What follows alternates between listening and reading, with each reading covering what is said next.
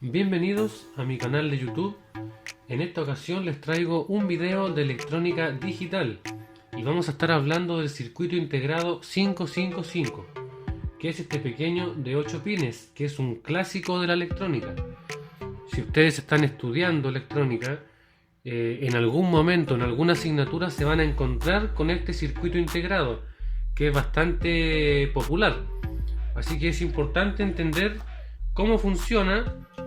Y vamos a estar hablando de algunos circuitos en donde vamos a aplicar este componente, este circuito integrado, para que ustedes puedan ver un uso práctico del mismo. Así que comencemos.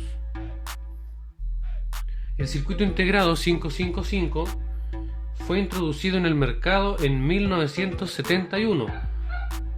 Cabe mencionar que fue diseñado por un ingeniero suizo y se utiliza como temporizador, generador de pulsos y oscilaciones. Básicamente el uso que se le da al 555 es para poder crear tiempos de retardo, tiempos de espera. Y básicamente tiene dos modos de operar. El primero es como multivibrador astable. Ya vamos a estar viendo mejor el significado de estos términos. También se usa como multivibrador monoestable. Su voltaje de alimentación puede ir de 4,5 a los 18 volts. Es un margen bastante amplio de voltajes debido a su tecnología CMOS. La corriente máxima de salida que puede entregar este integrado es de aproximadamente 200 mA. Si ustedes conectan una carga que requiere más corriente, hace falta implementar otros componentes como transistores en la salida del integrado para no causarle daño. Y su potencia máxima de disipación es de 500 mW. Otro detalle importante es que el voltaje de salida que genera este integrado es igual a VCC menos 1,7 voltios. Es decir, si ustedes lo alimentan con una fuente de alimentación de 5 voltios, en la salida ustedes van a tener 3,3 voltios. Es importante tener en consideración ese dato. Veamos a continuación la disposición de los pines en el 555, el nombre que reciben y la función que cumplen. Si ustedes se fijan en el integrado, acá tiene un par de muescas que también se ven acá representadas en la imagen. A la derecha de este circulito comienza el pin número 1 y desde ahí el conteo dando la vuelta hasta llegar al pin número 8. Todos los circuitos integrados utilizan este mismo sistema. El primer pin se llama GND, que son las iniciales o abreviación de ground, que es tierra.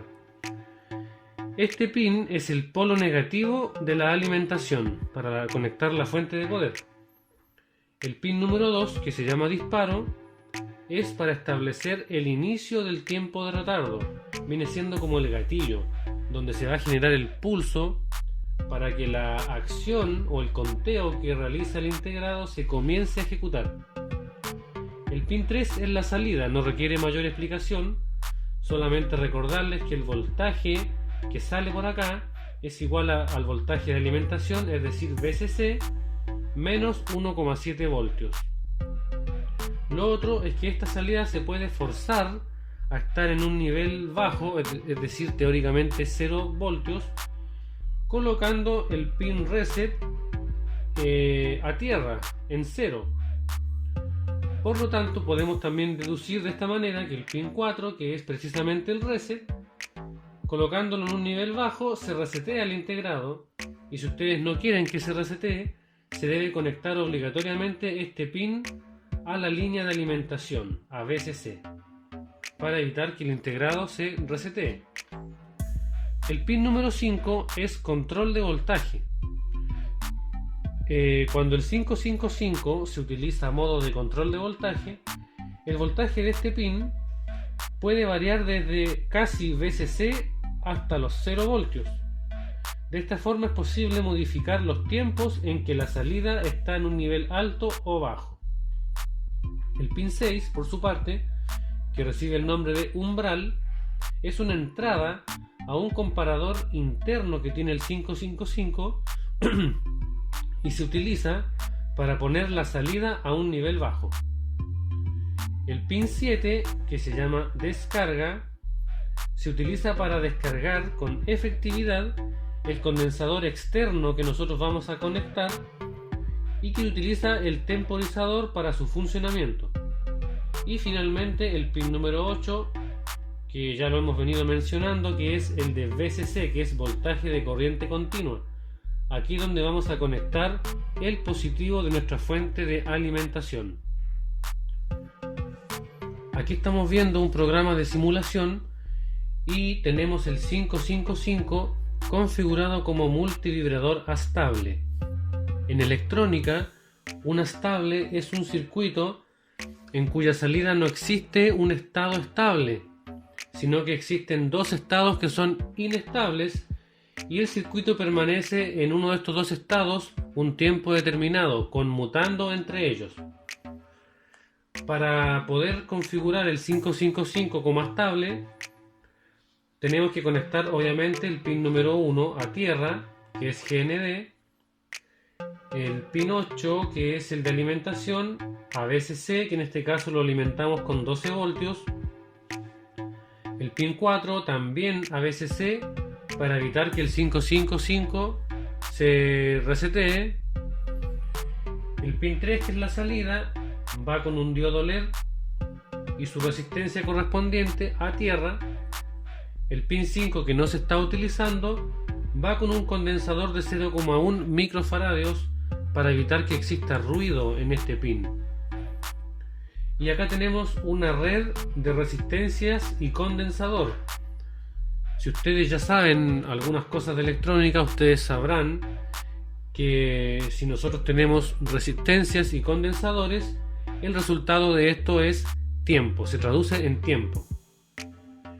Por lo tanto, el pin 7, que es el de descarga, va conectado entre medio de estas dos resistencias, que son R1 y R2, y el pin 6, que va conectado junto con el pin 2, que es el de disparo, van entre la resistencia 2 y el condensador.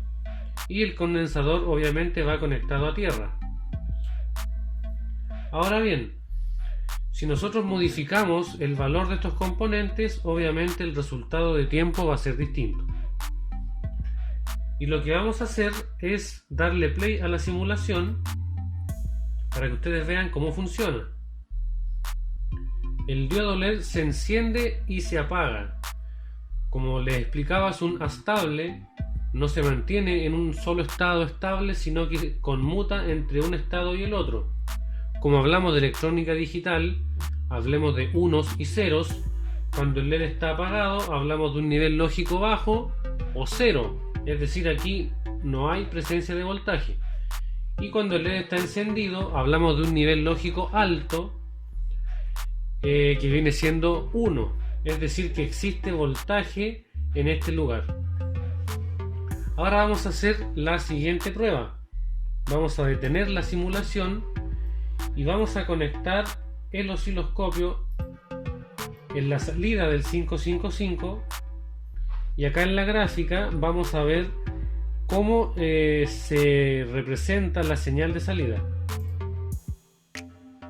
Vean ustedes que básicamente se trata de una señal cuadrada, en donde cuando el LED está encendido tenemos un nivel alto y cuando el LED está apagado desciende a 0. Esa es la señal que nosotros obtenemos en la salida del 555. Otro detalle interesante es cómo calcular este tiempo, que podemos variarlo a nuestro gusto.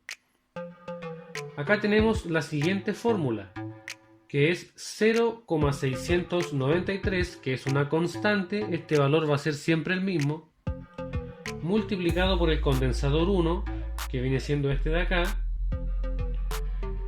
multiplicado por la resistencia número 1, que es la de 6,8 kilos que tengo acá, más 2 multiplicado por la resistencia 2, que es de 16 kilos. Acá está traducida la fórmula con los valores que yo estoy utilizando y el resultado de tiempo es 2,68 segundos. Y para calcular la frecuencia, la fórmula es 1 dividido por el tiempo. O sea, tomamos 1 dividido en 2,68 segundos en este caso, y la frecuencia de nuestro circuito es de 0,372 Hz. Por lo tanto, nosotros sabemos que 1 Hz es un ciclo de la señal en un segundo de tiempo. Si acá tenemos 0,4 Hz, vamos a redondearlo, significa que en el transcurso de un segundo nosotros tenemos 0,4 ciclos de la señal. Acá podemos ver la línea horizontal que muestra el tiempo, ustedes la pueden analizar más detenidamente. Vamos a bajar un poco y acá vemos que el tiempo que calculamos, que es 2,68 segundos, es el tiempo de un ciclo. Es decir, desde que la señal comienza desde cero hasta que vuelve a cero, ¿cierto? Y comienza de nuevo. Ese es el tiempo que calculamos. Y nosotros tenemos acá el tiempo de encendido y el tiempo apagado. La suma de estos dos tiempos es igual al que nosotros calculamos acá. Si ustedes se fijan, el tiempo de encendido es mayor al tiempo apagado, porque con este circuito que nosotros tenemos acá no se puede conseguir que los dos tiempos sean iguales. Esto se conoce como duty cycle o ciclo de trabajo. Para que el duty cycle sea del 50%, es decir, que ambos tiempos duren exactamente lo mismo, tenemos que agregar unos componentes adicionales, pero eso lo vamos a ver en un protoboard más adelante, en forma de circuito real. Porque si ustedes observan, el diodo LED permanece más tiempo encendido que apagado. Y acá vamos a detener la simulación, vamos a eliminar el osciloscopio y vamos a conectar un segundo diodo LED. Si me dan tiempo mientras de dibujar esto acá con su correspondiente resistencia, y le damos play nuevamente. Ahora tenemos alternadamente el encendido de los dos diodos LED. ¿Por qué ocurre esto? Cuando el pin 3 de salida se energiza, es decir, está en un nivel alto, este diodo queda polarizado en forma directa, es decir, queda con positivo en su ánodo y con negativo en su cátodo. Por lo tanto, se ilumina. Y por el contrario, cuando el pin 3 está en un nivel lógico bajo, este diodo de arriba entonces pasa a estar polarizado en forma directa, es decir, su cátodo al nivel bajo, es decir, 0, negativo, y el ánodo que está con un nivel alto. Como se polariza el diodo, se enciende. Por eso, dependiendo el estado de la señal, se va a ir encendiendo uno u otro LED. Ahora vamos a hacer otra prueba. Vamos a buscar en la galería un potenciómetro o resistencia variable. Ese está, vamos a buscarlo por acá. Y aquí está, vamos a utilizar este para no hacernos más problemas. Y vamos, por ejemplo, a eliminar la resistencia número 2. Vamos a eliminar también ese gráfico para que no estorbe. Y vamos a conectar aquí el potenciómetro en reemplazo de la R2. Le vamos a dar un valor, por ejemplo, de 22 kilos a este potenciómetro. Nosotros estábamos en, aproximadamente 16 kilos. Así teníamos nosotros nuestro circuito funcionando. Y vean que si ustedes varían el valor de esta resistencia, entonces también el tiempo se va modificando. Ustedes con un potenciómetro pueden ir jugando con el tiempo. Ahí se hace más rápido. Y por el contrario, si aumentamos la resistencia, el tiempo también se aumenta. Ahora nosotros podemos, por ejemplo, exagerar este tiempo en 100 kilos y obviamente ustedes pueden ver que el LED que está polarizado ahora en forma directa permanece encendido por un tiempo mucho más largo.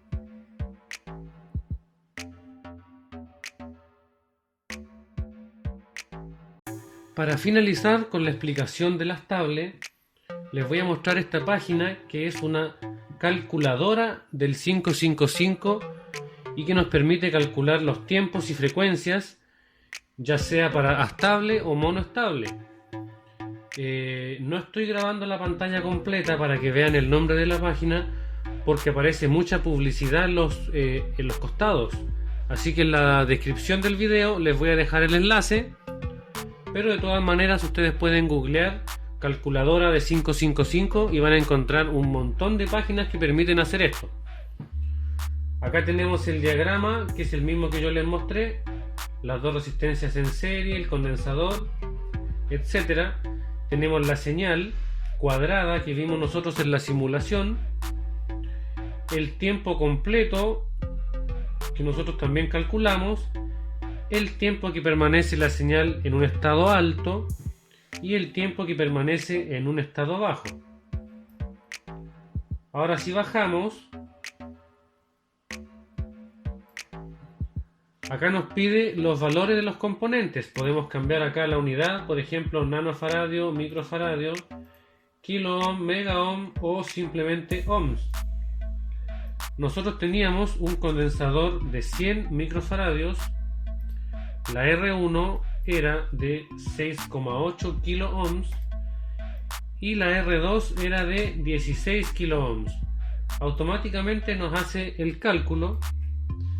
Nos muestra la frecuencia 0,372 Hz.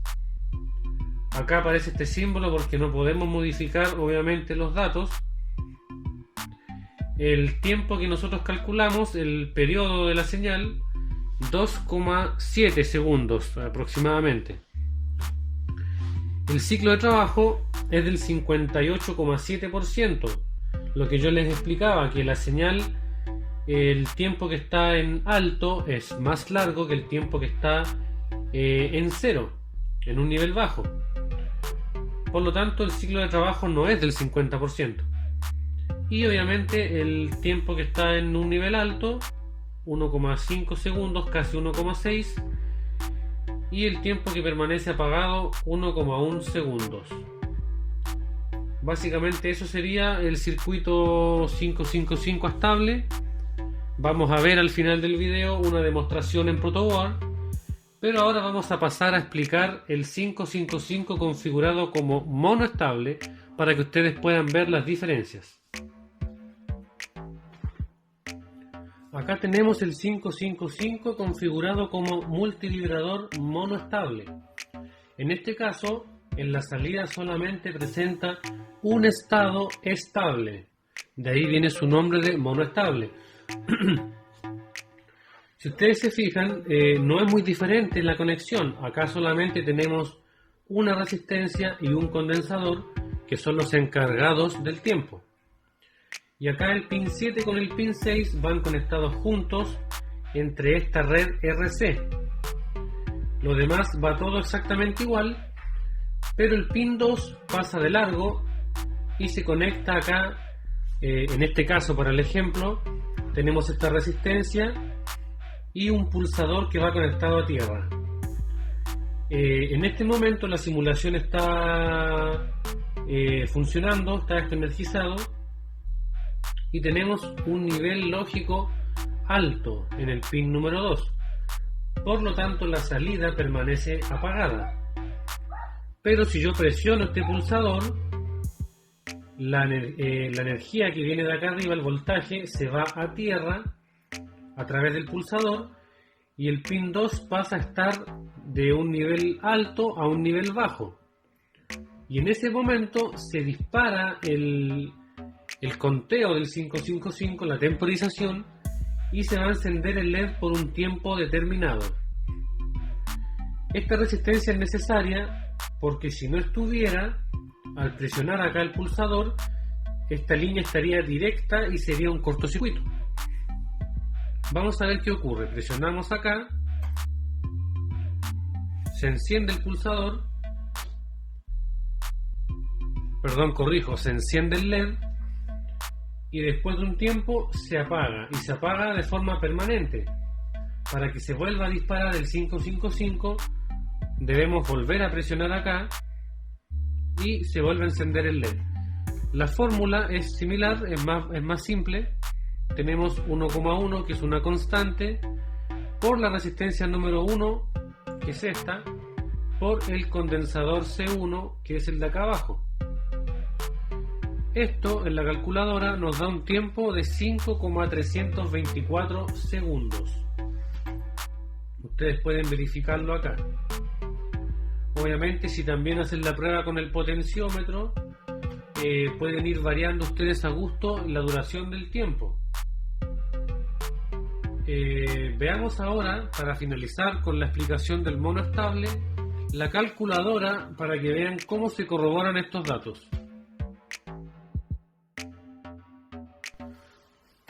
Aquí estamos nuevamente en la página de la calculadora del 555, pero esta vez en el modo mono estable. Si se fijan, aparece también el diagrama, que es el mismo que yo dibujé en el simulador, con el pulsador a tierra. Y vamos a bajar un poco, y acá nos pide menos datos. En este caso el capacitor, nosotros colocamos en la simulación uno de 220 microfaradios y una resistencia R1, o R en realidad porque no hay más, de 22 kilo ohms. Le damos calcular y nos muestra el tiempo 5,324 segundos. Acá pueden ver en la gráfica la señal obtenida. Tenemos cuando se inicia el circuito está en un nivel bajo, se genera el pulso de disparo y comienza el tiempo del pulso en nivel alto hasta que vuelve a cero. Y acá arriba tenemos el pulso de disparo en el pin número 2.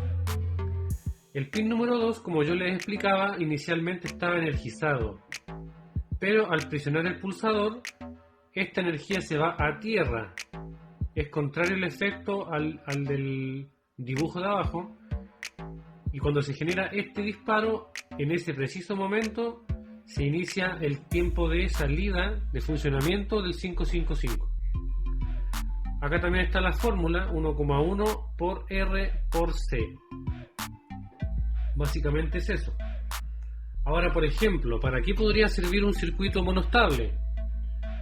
Por ejemplo, para activar una sirena de una alarma de un auto, por ejemplo, o de una casa, y que esa sirena suene por un tiempo determinado y después se apague, que no quede energizada para siempre.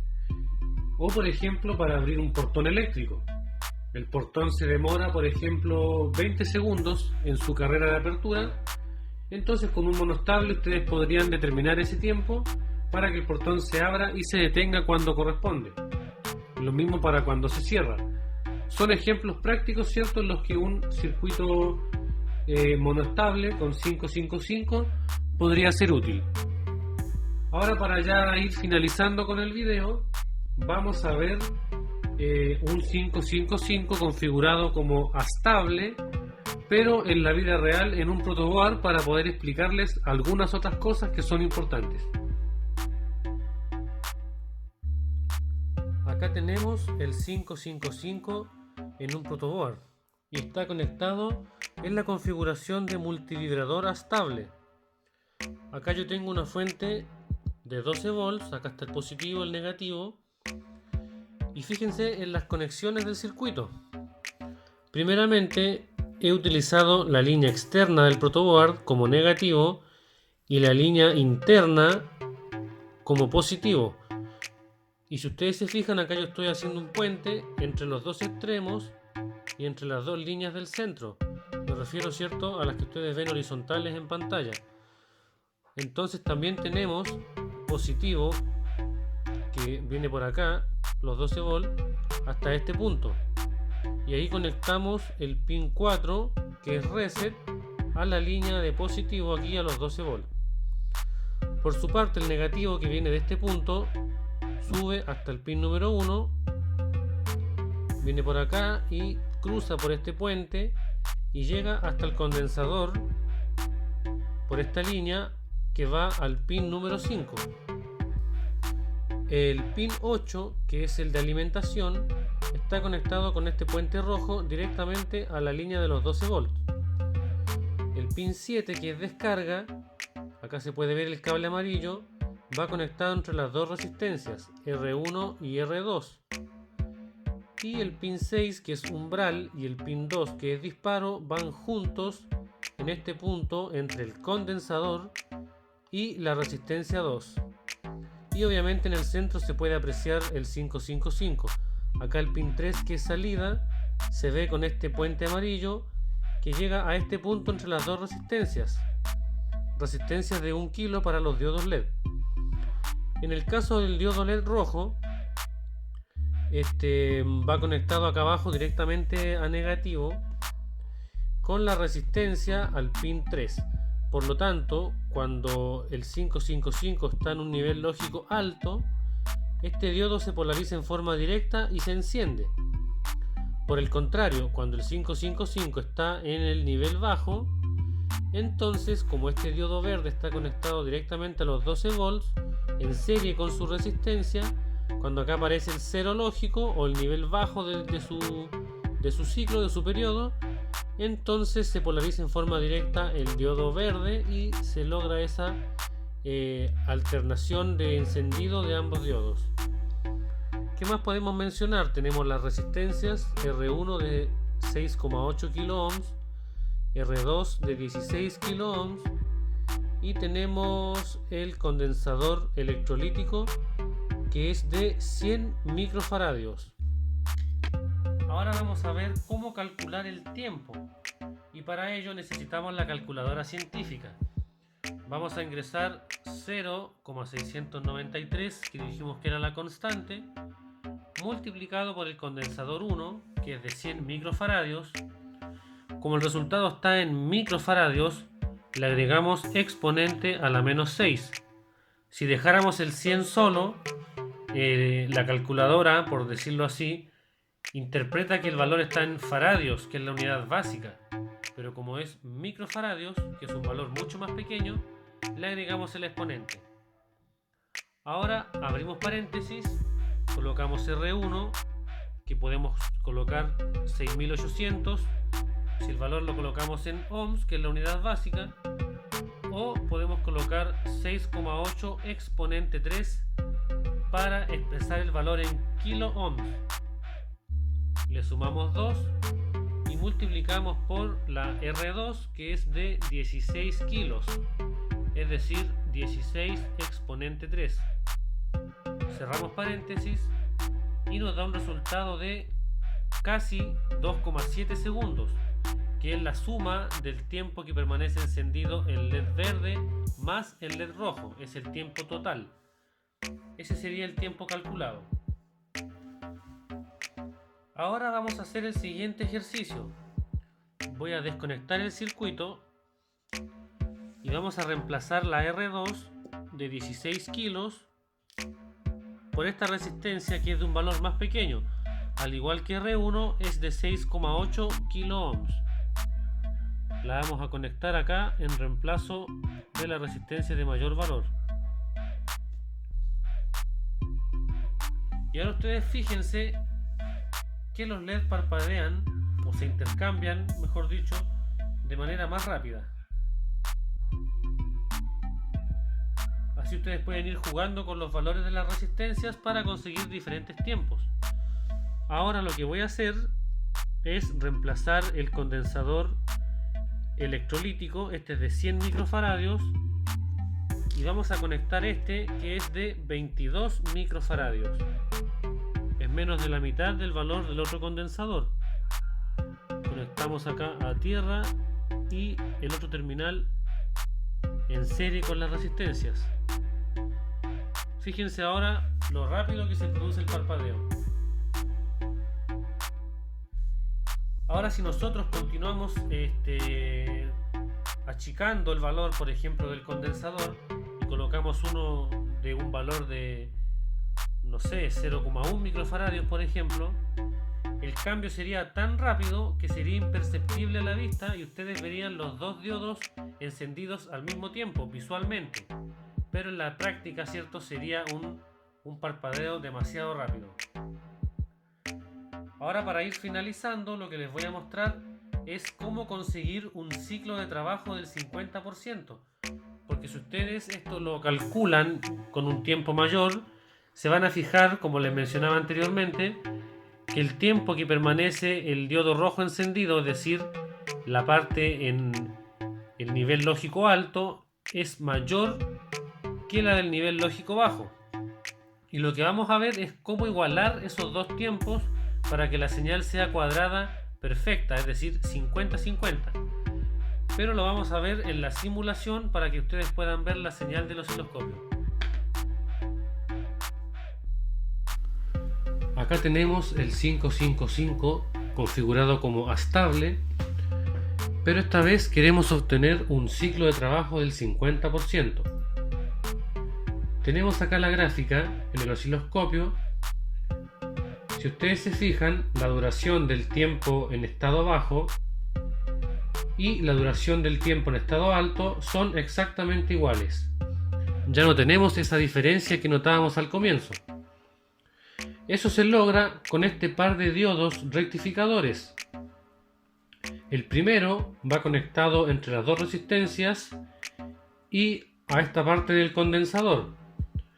Y el segundo, que va en paralelo al primero, va entre la resistencia R2 y el condensador, pero va con su cátodo apuntando hacia la resistencia, mientras que el primer diodo va con el cátodo apuntando hacia el condensador. ¿Cuál es la función de esto? De esta manera estamos forzando a que el condensador se cargue solamente a través de R1, porque en este punto este diodo queda polarizado en forma inversa y la energía no fluye por acá, sino que se va obligatoriamente a través de este diodo haciéndole el quite a la R2. Al mismo tiempo, cuando el condensador se descarga, esa energía no puede pasar por acá porque se encuentra con el cátodo del diodo y la estamos forzando a circular a través de este diodo solamente a través de R2. Es decir, en pocas palabras, el condensador se carga a través de R1 y se descarga a través de R2. Y obviamente, para lograr el ciclo de trabajo del 50%, R1 y R2 deben ser del mismo valor. Bueno amigos, dejamos el video hasta acá. Yo les recomiendo que ustedes descarguen la datasheet para que ustedes puedan estudiarla. Está en formato PDF. Ahí aparecen datos muy importantes, como por ejemplo esquemas de diferentes aplicaciones y funcionamientos. Se puede usar como por ejemplo detector de falta de pulsos, modulación de anchura de pulsos, modulación de posición de pulsos, etcétera. Es un circuito integrado bastante versátil. Pueden buscar más información y poder introducirse más a fondo en este tema. No olviden visitar mi blog ingenieropic.wordpress.com y nos vemos en el siguiente video.